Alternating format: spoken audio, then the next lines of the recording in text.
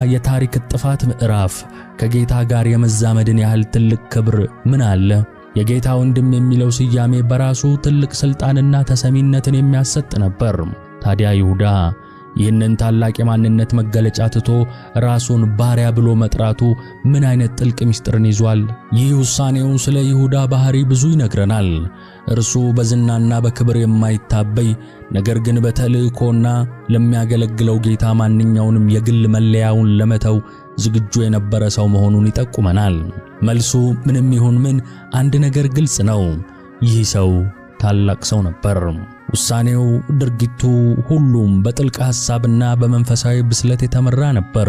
እናም ከጌታችን ትንሣኤ በኋላ ያ በዝምታ የተሸፈነው ሕይወቱ አዲስ ምዕራፍ ጀመረ። ከእንግዲህ የጸራቢው ልጅ የያዕቆብ ወንድም ብቻ አልነበረም። አሁን አዲስ ማንነትን ተላበሰ። እርሱ የእምነት ወታደር ሆነ። ዓለም በጥርጣሬና በሐሰት ትምህርት በጨለማ ውስጥ ስትዋጥ እርሱ አንድ ችቦን እንዲለኩስ ተመረጠ። ይህ ችቦ ተራ እሳት አልነበረም፣ እውነት ነበር። የክርስትናን ንጹሕ ብርሃን ወደ ጨለማው የዓለም ማዕዘናት ለማዳረስ የተመረጠው ይሁዳ ጉዞው ገና አሁን ሊጀምር ነው።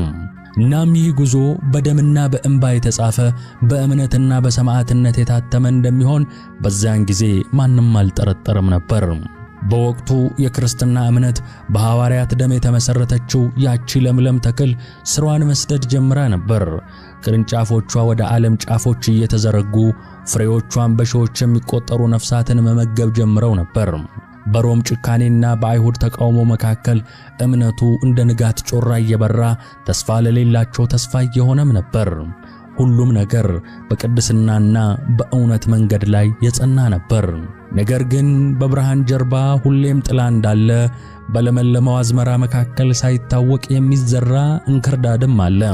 በድንገት ከየት እንደመጣ ሳይታወቅ በቤተ ክርስቲያን ጉባኤዎች መካከል አዲስ ሹክሹክታ መሰማት ጀመረ። መጀመሪያ ላይ ለስላሳ፣ ማራኪና ጥልቅ መንፈሳዊ ምስጢር የያዘ ይመስል ነበር።